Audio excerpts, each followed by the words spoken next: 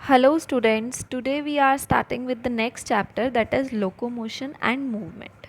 Now firstly we should understand what is locomotion. Locomotion is the voluntary movement of an individual from one place to another. मतलब ऐसी movement एक individual की एक place से दूसरे place में. Now here is a word voluntary. What does voluntary means? ऐसा action जो हम अपनी मर्जी से करें उसे कहते हैं वॉल्यूंटरी एक्शन. तो लोकोमोशन क्या है? वॉल्यूंटरी मूवमेंट है एक प्लेस से दूसरे प्लेस में. और लोकोमोशन के कई सारे एग्जाम्पल हैं, जैसे walking, running, climbing, swimming. These are the examples of locomotion. Now all locomotion are movement, but all the movements are not locomotion. सभी तरीके का जो लोकोमोशन हम करते हैं वो मूवमेंट ही है, क्योंकि बेसिकली हम मूव ही तो कर रहे हैं, एक प्लेस से दूसरे प्लेस में जा रहे हैं तो मूव करके ही जा रहे हैं. लेकिन सभी तरीके की मूवमेंट्स जो होती हैं वो लोकोमोशन नहीं होती, क्योंकि नॉर्मली मूव करना लोकोमोट करना नहीं है. नॉर्मली अगर हम मूव भी कर रहे हैं तो इसका मतलब ये थोड़ी है कि हम किसी और प्लेस पे पहुंच जाएंगे. ठीक है, हम अपने हैंड्स मूव कर रहे हैं, लेग्स मूव कर रहे हैं, वो भी तो मूवमेंट ही है. और जैसे प्लांट्स भी होते हैं, प्लांट्स क्या करते हैं? मूवमेंट शो करते हैं, लेकिन वो कभी भी लोकोमोट नहीं करते. ओके, अब टाइप्स ऑफ मूवमेंट. मूवमेंट कितने टाइप की हैं? Cells of the human body show 3 main types of movement. Human body जो है वो 3 मेन टाइप की मूवमेंट को शो करती है.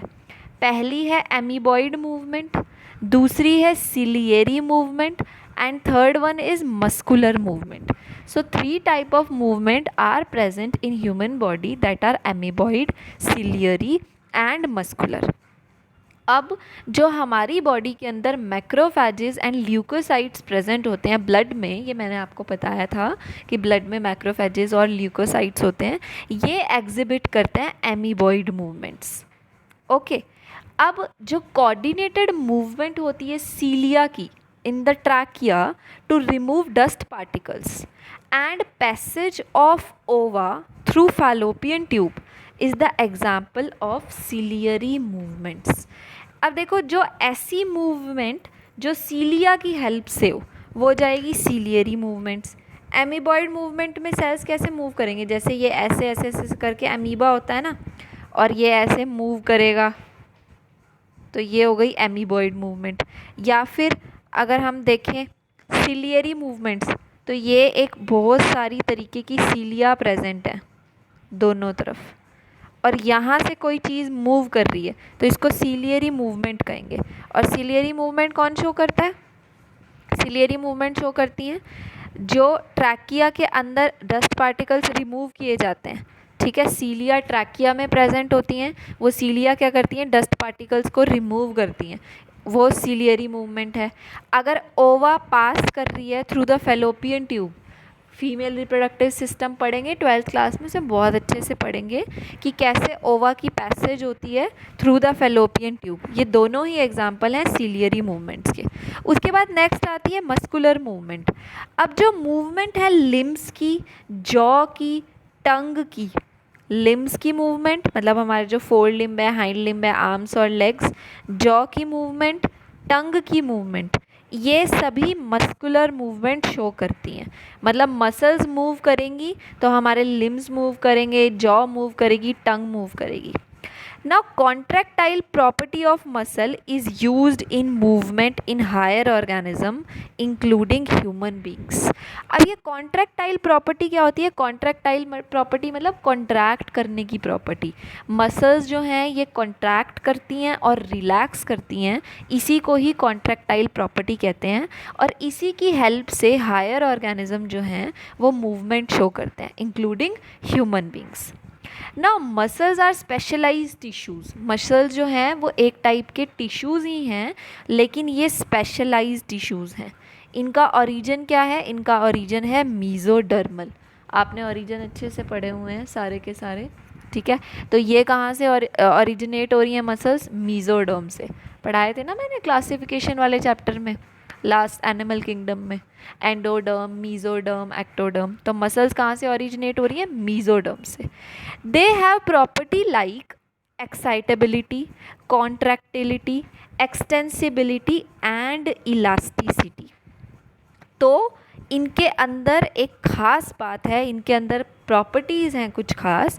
कौन कौन सी? एक्साइटेबिलिटी, मतलब ये एक्साइट कर सकती हैं, मसल्स एक्साइट हो जाती हैं। कॉन्ट्रैक्टिलिटी, मैंने अभी बताया कि मसल्स कॉन्ट्रैक्ट कर सकती हैं। एक्सटेंसिबिलिटी, मतलब ये एक्सटेंड हो सकती हैं कुछ सर्टेन अमाउंट तक। फिर इलास्टिसिटी, खींच सकती हैं, जब बहुत ज़्यादा कॉन्ट्रैक्ट होंगी तो खींच जाएंगी, ठीक है। तो ये इनकी प्रॉपर्टीज़ हैं। अब लोकेशन के बेसिस पे मसल्स जो हैं वो 3 टाइप की होती हैं। पहली है स्केलेटल मसल्स, फिर है विसरल मसल्स, और थर्ड है कार्डियक मसल्स। तो लोकेशन के बेसिस पे मसल्स कितने टाइप की हैं? 3 टाइप की। ओके, अब इनको पढ़ते हैं। स्केलेटल मसल्स, विसरल मसल्स और कार्डियक मसल्स। देखो नाम से ही पता लग रहा है स्केलेटल मसल्स किसके साथ एसोसिएटेड होंगी? Skeletal muscles must be associated with the skeletal system, और इनके अंदर alternate light and dark bands present होते हैं। इन स्केलेटल मसल्स को स्ट्रिएटेड मसल्स भी बोलते हैं। देखो ये डार्क बैंड हो गया, फिर उसके बाद अगला डार्क बैंड हो गया, और बीच में जो ये वाइट दिख रहा है ये लाइट बैंड हो गया, ठीक है। तो ये दिख रही है ना जैसे स्ट्रिप्स प्रेजेंट हो, स्ट्रिप्स ही प्रेजेंट हैं, इसीलिए इन मसल्स को स्ट्रिएटेड मसल्स भी कहते हैं। ये ऐसी स्ट्रिप्स प्रेजेंट होती हैं, लाइट और डार्क बैंड प्रेजेंट होते हैं, इसीलिए इन मसल्स को स्ट्रिएटेड भी बोलते हैं, ठीक है। और ये एसोसिएटेड किससे हैं? स्केलेटल मसल से। फिर ये मसल्स वॉल्यूंटरी हैं, मतलब हम अपनी मर्ज़ी से इन्हें मूव कर सकते हैं। लोकोमोटरी हैं, मतलब लोकोमोशन में हेल्प करवाएंगी अल्टीमेटली, ठीक है। और ये बॉडी के पोस्चर को चेंज करने में भी हेल्प करती हैं। ओके, उसके बाद है विसरल मसल्स। विसरल मसल्स जो हैं ये इंटरनल विसरल ऑर्गन्स की वॉल पे प्रेजेंट होती हैं। जो भी इंटरनल विसरल ऑर्गन्स हैं, विसरल आपको पता है ये हमारा जो चेस्ट कैविटी है ये सारा हमारा विसरा ही है, ठीक है। चेस्ट कैविटी है, लंग्स हैं, ये सारे विसरल ऑर्गन्स हैं। तो यहाँ पर इनकी वॉल्स में विसरल मसल्स प्रेजेंट होती हैं।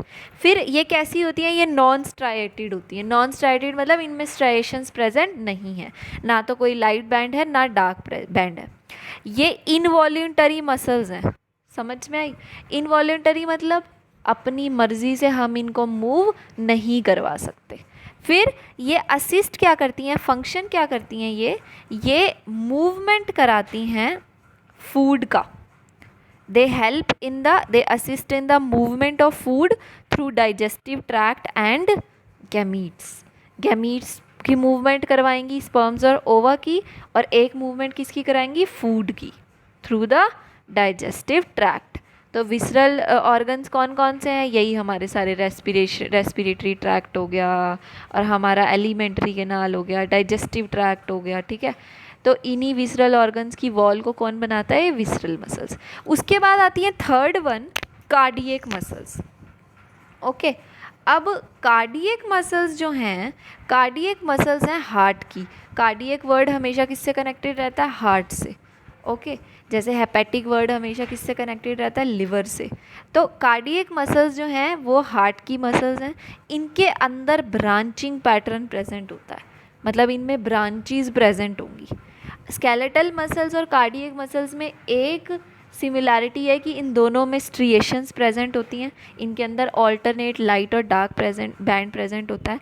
इनमें डिफरेंस ये है कि स्केलेटल मसल्स तो अनब्रांच्ड होती हैं, ठीक है, अनब्रांच्ड, लेकिन कार्डियक मसल्स कैसी होंगी? ये ब्रांच्ड होंगी। ओके, फिर कार्डियक मसल्स जो हैं they are voluntary in action, they are involuntary in action. हम अपनी मर्जी से कार्डियक मसल्स को मूव नहीं करवा सकते। वॉल्यूंटरी मसल सिर्फ एक ही है, वो है स्केलेटल मसल्स। Okay students.